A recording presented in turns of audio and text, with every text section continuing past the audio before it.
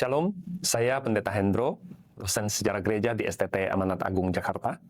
Kali ini kita akan belajar sejarah gereja di Korea, khususnya di Korea Selatan. Lama sebelum Kristianitas tiba di Korea, dunia keagamaan di Korea telah diwarnai oleh berbagai ajaran agama yang telah hadir berabad-abad lamanya.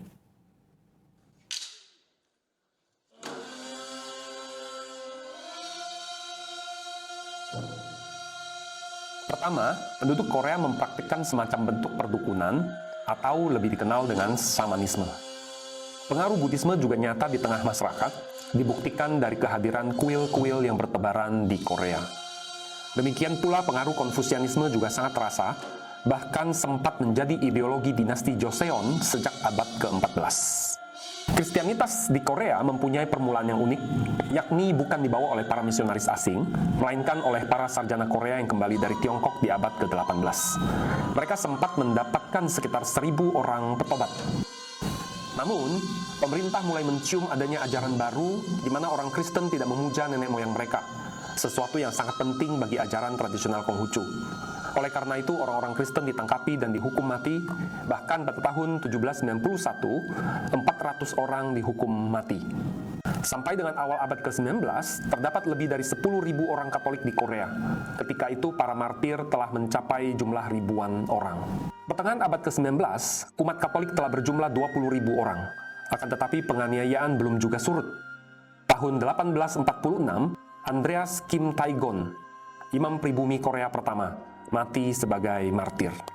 Akan tetapi darah kaum martir Korea menjadi benih gereja yang terus bertumbuh hingga hampir mencapai 80.000 orang di akhir abad ke-19. Di akhir abad ke-19 pula, para misionaris Protestan Amerika mulai berdatangan ke Korea. Sebelumnya pada tahun 1866, Robert J. Thomas tiba dengan kapal laut tetapi dia terbunuh ketika kapalnya diserang dengan panah berapi.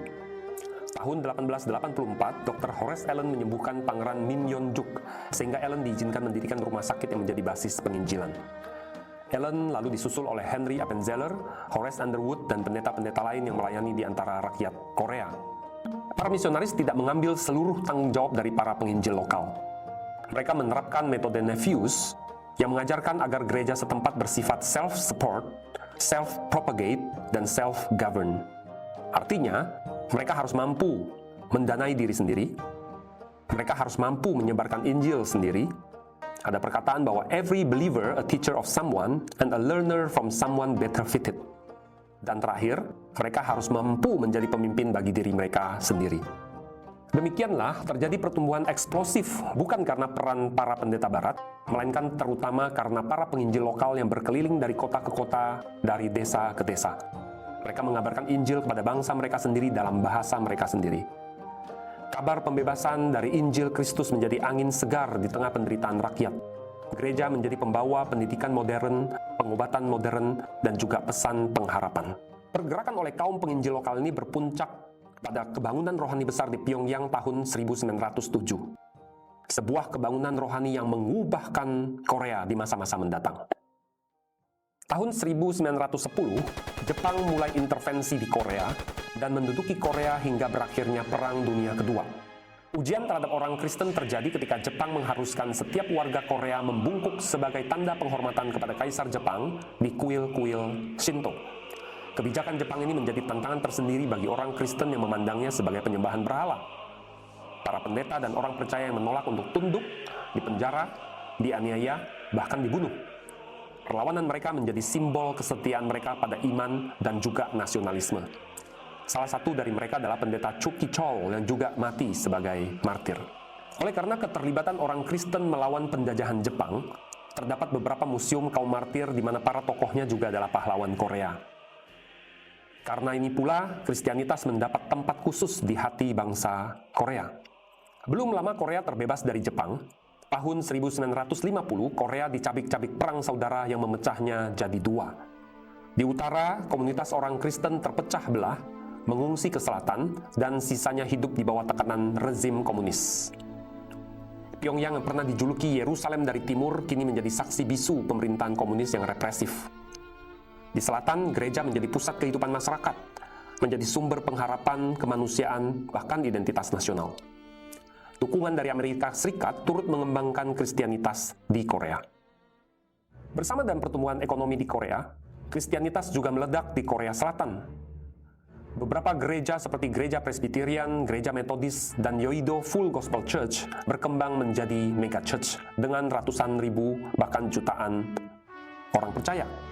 Akan tetapi, gereja Korea Selatan tidak hanya melihat ke dalam, melainkan juga gereja yang melihat keluar. Dari tahun ke tahun, Korea Selatan terus meningkat sebagai pengutus misionaris terbesar. Tahun 2013, Korea Selatan adalah pengutus misionaris nomor 6 di dunia. Tahun 2025, Korea Selatan masih menjadi salah satu pengutus misionaris terbesar di dunia bersama Amerika Serikat dan Brazil. Namun di tengah arus perkembangan teknologi dan globalisasi, gereja di Korea mulai stagnan. Perlahan-lahan kaum muda mulai meninggalkan gereja dan mereka yang menyerahkan diri menjadi misionaris semakin berkurang. Para pemimpin gereja terseret skandal keuangan. Banyak ajaran sesat juga bermunculan. Berangkat dari masa lalu yang diwarnai penganiayaan dan perang, gereja Korea berkembang dan kini menyurut. Namun, kisah gereja Korea belum lagi usai. Kisahnya di masa depan belum ditulis. Kisah gereja Korea ini sedikit banyak juga menjadi kisah kita.